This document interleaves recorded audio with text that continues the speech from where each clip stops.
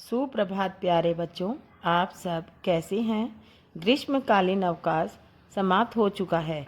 आशा है आपने इस समय का पूरा सदुपयोग किया होगा। तो बच्चों आइए अब हम आगे की पढ़ाई शुरू करते हैं। आज हम गुंजन पुस्तिका पाठ 3 स्वामी विवेकानंद का अध्ययन करेंगे। क्या आपको पता है कि विश्व में कुछ ऐसे महान लोग हुए हैं जिन्होंने अपने कार्यों से अपने समाज और देश का नाम ऊंचा किया है। अपने ज्ञान से संसार को नई दिशा दी है। स्वामी विवेकानंद ऐसे ही संत थे जिन्होंने अपना सब कुछ मानव जाति कल्याण के लिए भेंट कर दिया।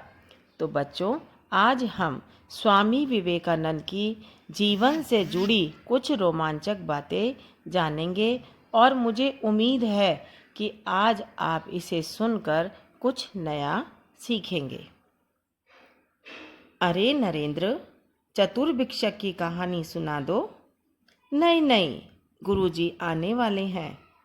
अभी तो उनके आने में समय है, जल्दी सुनाओ ना। केशव ने हट की। ठीक है, सुनो।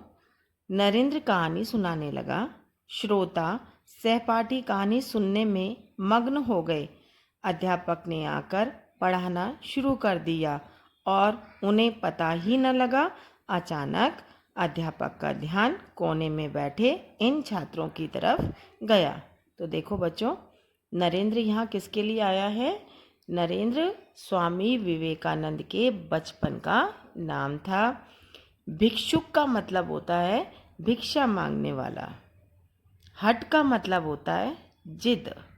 श्रोता का मतलब सुनने वाला। सहपाठी साथ में पढ़ने वाले। और अध्यापक का तो पता है ना आप सबको, अध्यापक का मतलब होता है शिक्षक। क्या हो रहा है वहाँ? मैंने जो पढ़ाया है वह सुना या नहीं? खड़े हो जाओ तुम चारों, मेरे प्रश्नों का उत्तर दो। अध्यापक ने सबसे प्रश्न पूछे। नरेंद्र को छोड़कर अन्य कोई उत्तर न दे सका। शिक्षक ने कहा, नरेंद्र को छोड़कर सभी खड़े रहो। कक्षा में बातें करने का दंड तो मिलना ही चाहिए। गुरुजी, मुझे भी दंड दीजिए, कहानी मैं ही सुना रहा था। नरेंद्र ने स्वीकारा। देखो बच्चों, जब भी कोई हमसे कोई गलती होती है तो हमें वहाँ सच सच बता देना चाहिए। इसी प्रकार नरेंद्र ने भी, जब इन सब बच्चों को डांट पड़ रही थी, पनिशमेंट दिया जा रहा था, दंड दे रहे थे अध्यापक, तो तुरंत उन्होंने कहा, नहीं, मुझे भी दंड मिलना चाहिए, कहानी तो मैं ही सुना रहा था। नरेंद्र की सच्चाई और ईमानदारी देखकर अध्यापक दंग रह गए।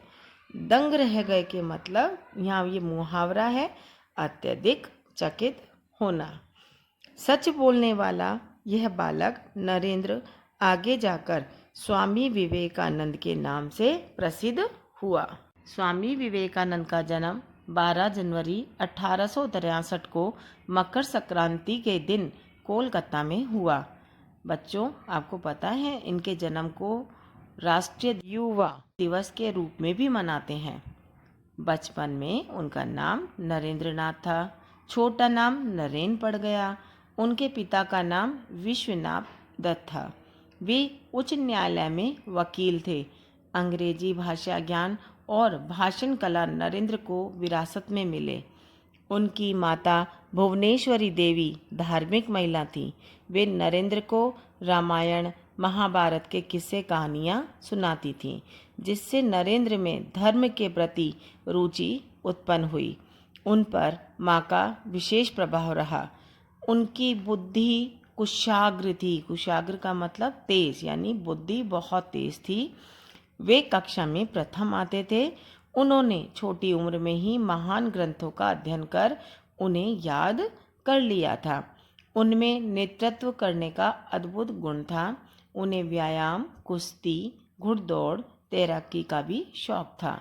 वे सुंदर काया और बहुमुखी प्रतिभा के धनी थे। प्रतिभा का मतलब होता है समझ और बुद्धि। उनके गुरु रामकृष्ण परमहंस थे। उन्होंने नरेंद्र को विवेकानंद का नाम दिया। एक बार स्वामी विवेकानंद अमेरिका गए।